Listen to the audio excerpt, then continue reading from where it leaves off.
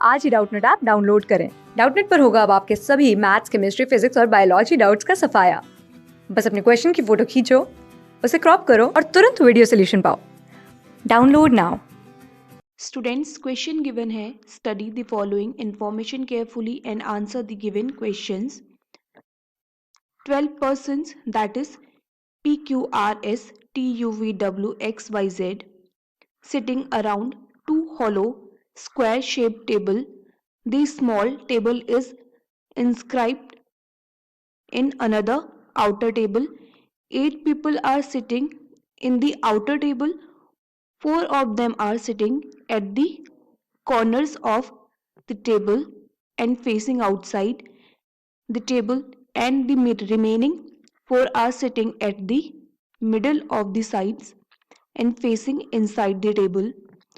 4 persons are sitting at the corners of the inner table and they are facing inside the table. तो हमें given है कि दो square shaped hollow tables हैं, एक table दूसरे टेबल के अंदर है और हमें ये गिवन है कि जो आउटर टेबल है उसमें 8 लोग हैं और जो इनर टेबल है उसमें 4 लोग हैं। अंदर वाले चारों बैठे हुए हैं कॉर्नर्स पे और बाहर जो साइड्स पे बैठे हुए हैं वो सेंटर की ओर देख रहे हैं और जो कॉर्नर्स पे बैठे हुए वो सेंटर से बाहर की ओर देख रहे हैं। अब हमें गिवन है note, if A sits opposite to B, that means both A and B sit on the different table at the nearest distance to each other. Opposite का मतलब है दोनों different में है और एक दूसरे के सामने हैं। अब हमें further information given है, तो सबसे पहले हम information को read कर लेते हैं। Z sits second to the left of V, who does not sit to the immediate left of W. R sits third to the right of the one who sits opposite to U. तो हमें R की position fix given है respect to U के। तो अब हम R को लेते हुए अपनी पॉसिबल केसेस ड्रॉ करते हैं, दो टेबल्स को ड्रॉ करके। स्टूडेंट्स, R की 3 पॉसिबल लोकेशन हो सकती हैं। फर्स्ट, जब R बैठे आउटसाइड एज पे। सेकंड, जब R बैठेगा आउटसाइड कॉर्नर पे। और थर्ड, जब R बैठेगा इनसाइड टेबल में। अब हमें ये गिवन है कि R sits third to the right of the one who sits opposite to U। तो U के अपोजिट जो है उसके थर्ड राइट में है R। तो इट मीन्स अगर U इस पोजीशन पे है और U के अपोजिट है ये वाला पार्ट और इसके थर्ड राइट में होगा R। अगेन R यहाँ पे है तो R को थर्ड राइट बनाने के लिए हमें U को R इसका थर्ड राइट है लेकिन इसके सामने हम U नहीं बैठा सकते, यहाँ पे कोई भी पोजीशन नहीं है, तो इसलिए ये वाला केस यहीं पे कैंसिल हो जाएगा। R है इस वाली पोजीशन पे, R इसका थर्ड राइट होगा और इट मीन्स U आएगा इस पोजीशन पे। तो R के लिए दो पॉसिबल केस होंगे। पहला तो ये जब U होगा अंदर वाले टेबल के कॉर्नर पे और उसके सामने वाले के थर्ड राइट में होगा R। सेकंड होगा जब R होगा अंदर वाली टेबल पे और R जिसके थर्ड राइट होगा उसके सामने है U। ये वाला केस हम पे टोटल दो पॉसिबल केसेस हैं। अब हम देखते हैं U और R से रिलेटेड इंफॉर्मेशन। तो हमें गिवन है कि 1 person sit between U and W who does not sit opposite to R। U और W के बीच में एक पर्सन है तो अंदर वाले टेबल में तो W इस वाली पोजीशन पे आ जाएगा। अगर इस वाले में देखें तो U और W या तो इस पोजीशन पे आ सकता है या तो इस वाली पोजीशन पे, लेकिन W R के अपोजिट नहीं है तो W इस वाली पोजीशन पे नहीं आएगा, W आएगा इस पोजीशन पे कि U और W के बीच में एक पर्सन है। अब हमें W से रिलेटेड इंफॉर्मेशन गिवन है। Y sits opposite to the one who sits second to the left of W। तो W की सेकंड लेफ्ट में ये और इसके अपोजिट है Y। इस वाली कंडीशन में W की सेकंड लेफ्ट में है U और U के अपोजिट है Y। अब हमें गिवन है कि O sits adjacent to Y। तो सेकंड केस में तो O के लिए सिर्फ एक ही पोजीशन पॉसिबल है और फर्स्ट केस में दो केस पॉसिबल हैं। तो एक हम टेबल और ड्रॉ कर लेते हैं। O एडजेसेंट है Y के, तो फर्स्ट जो हमारा केस था उस पे ही दो पॉसिबल केस बन जाएंगे। एक ये वाला जब O होगा लेफ्ट में Y के, सेकंड जब O होगा राइट में Y के, और थर्ड हम पे ऑलरेडी है जिसमें इनसाइड है O और Y। अब हमें जो इंफॉर्मेशन गिवन है वो है two people sit between X and T who does not sit at the middle of the side of the table. X और T के बीच में दो लोग बैठे हुए हैं और T साइड्स पे नहीं बैठता, इट मीन्स T कॉर्नर्स पे बैठेगा। अगर हम X और T को आउटर साइड वाले में बिठाएंगे तो फर्स्ट केस में T के लिए 3 पॉसिबल सीट्स हैं और अंदर वाले में 2 हैं। सिमिलरली सेकंड केस में भी T के लिए 3 पॉसिबल सीट्स हैं और X के लिए 2 हैं। अब थर्ड केस में हम X और T को इनसाइड वाले स्क्वायर में नहीं बैठा सकते क्योंकि कोई भी दो पोजीशंस खाली नहीं है। इट मीन्स X और T बाहर वाले टेबल में ही आएंगे। अब हमें ये गिवन है कि X does not sit adjacent to W and Y। तो X W और Y के आसपास नहीं है, तो X ना तो इस पोजीशन पे आएगा ना ही इस पोजीशन पे आएगा।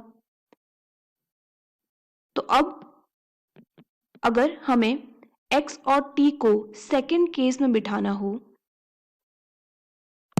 तो अगर हम T को इस पोजीशन पे बैठाते हैं तो X आएगा इन दो पोजीशंस पे, जो कि अलाउड नहीं है कि X नहीं होना चाहिए W और Y के नेबर में।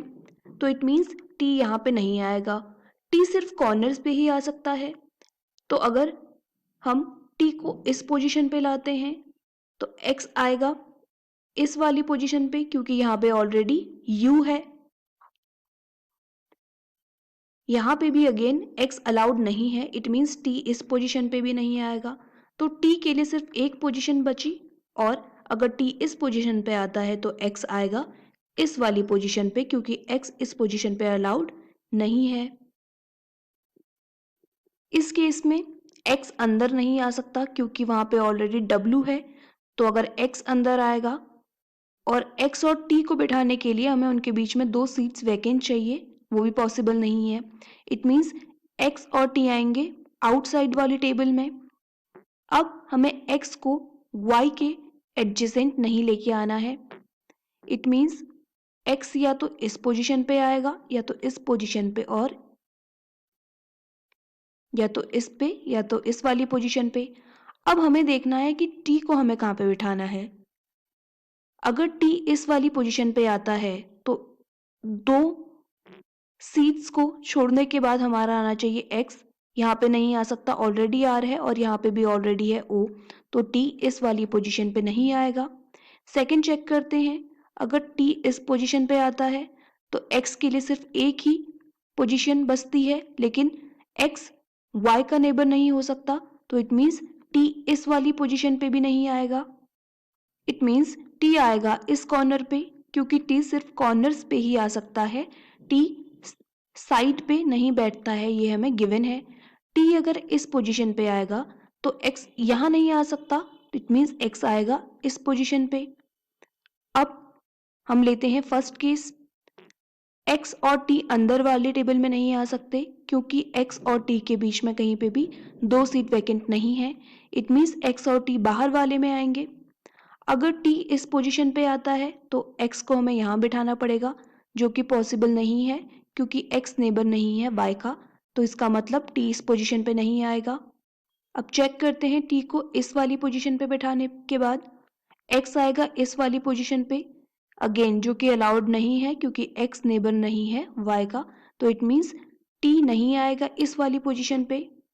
इसका मतलब टी आएगा इस पोजीशन पे और एक्स आएगा इस वाली पोजीशन पे।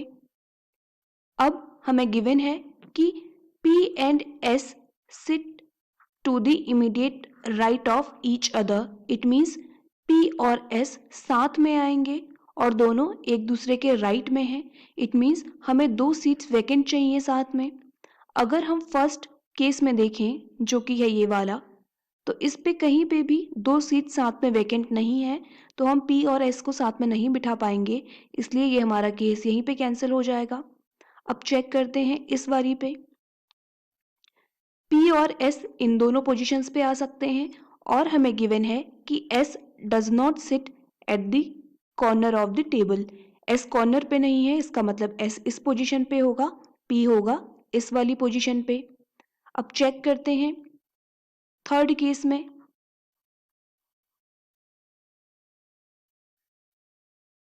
P और S के लिए सिर्फ 2 ही पोजीशंस वैकेंट हैं।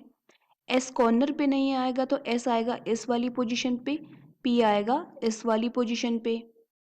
हमें गिवन है कि Z sits second to the left of V who does not sit to the immediate left of W। Z second left है V और V इमीडिएट लेफ्ट नहीं है W के। तो अगर हम अपने सेकेंड केस में देखें तो V आएगा इस वाली पोजीशन पे और Z आएगा इस पोजीशन पे। यहाँ पे V इमीडिएट राइट है, इमीडिएट लेफ्ट नहीं है W के, तो इसलिए ये एक्सेप्टेबल केस है। हमें क्वेश्चन में गिवन है कि V does not sit to the immediate left of W। अब अगर हमें Z को सेकेंड लेफ्ट बैठाना है V के, तो हमारे पास थर्ड केस में कोई भी 2 ऐसी पोजीशंस नहीं हैं जहां पे हम Z को बिठा सकें V के सेकेंड लेफ्ट, तो इसलिए हमारा थर्ड केस कैंसिल हो जाएगा। अगर हम Z को इस पोजीशन पे बैठाते हैं और V को इस पोजीशन पे बैठाते हैं तो ये होगा थर्ड लेफ्ट ना ही सेकेंड लेफ्ट, इसलिए हम पे पोजीशंस खाली नहीं है, तो ये केस यहीं पे कैंसिल हो जाएगा। अब हमारे पास एक लेटर बचा जो कि है Q, वो आ जाएगा इस वाली पोजीशन पे। तो हमारा जो सिटिंग अरेंजमेंट होगा सारे एलिमेंट्स का वो होगा केस नंबर 2। क्वेश्चन है who amongst the following sits third to the left of the one who sits opposite to V। V के अपोजिट है T, इसका हमें थर्ड लेफ्ट बताना है जो कि है S। T का थर्ड लेफ्ट है S, S गिवन है ऑप्शन C में, तो आंसर होगा option C। Next question, how many people sit between Q and O counted from right of Q। Q और O के बीच में बताना है कितने लोग हैं जब Q के राइट साइड से हम काउंट करते हैं। 1, 2, 3 एंड 4, ऑप्शन बी हमारा आंसर होगा। थर्ड क्वेश्चन है if all the people are arranged according to the English alphabetical order starting from O in the clockwise direction only in outer table people of inner table remain same, then how many people remain unchanged except O। हमें बताना है कि जब सारे के सारे letters को हम अल्फाबेटिकल ऑर्डर में अरेंज करेंगे क्लॉकवाइज डायरेक्शन में, तो कितने ऐसे पोजीशंस होंगी जिसमें जो बैठे हुए हैं वो सेम रहेंगे। तो अगर हम O को फिक्स करके क्लॉकवाइज डायरेक्शन में सारे के सारे लेटर्स को अरेंज करें अल्फ़ाबेटिकल ऑर्डर में, तो O के बाद T की पोजीशन पे आएगा P, Q, R, S, T, U अंदर है, V भी अंदर है, W भी अंदर है, X है और Y है। तो हमें क्वेश्चन में ये बताना था कि कितने ऐसे लेटर्स हैं जिनकी पोजीशन सेम रहेगी एक्सेप्ट ओ। तो सिर्फ एक वाई ही ऐसा है जो पहले भी उसी पोजीशन में था और अब भी उसी पोजीशन में है, तो इसलिए हमारा आंसर भी होगा 1 ऑप्शन डी। क्लास 6 से 12 से लेके नीट, IIT, जेई मेंस और एडवांस के लेवल तक 10 मिलियन से ज़्यादा स्टूडेंट्स का भरोसा। आज ही डाउनलोड करें डाउटनेट ऐप या व्हाट्सएप कीजिए अपने डाउट्स 8400 400 400 पर।